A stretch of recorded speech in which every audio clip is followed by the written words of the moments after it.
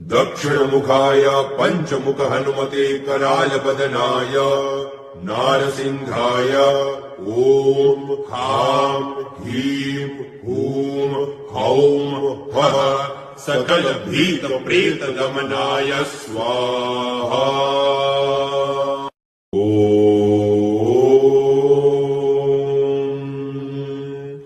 दक्षिणमुखाय पंचमुख हनुमते करालबदनाय नारसिंहाय ओम खां ह्रीं हूं हौं फः सकल भीत प्रेत दमनाय स्वाहा।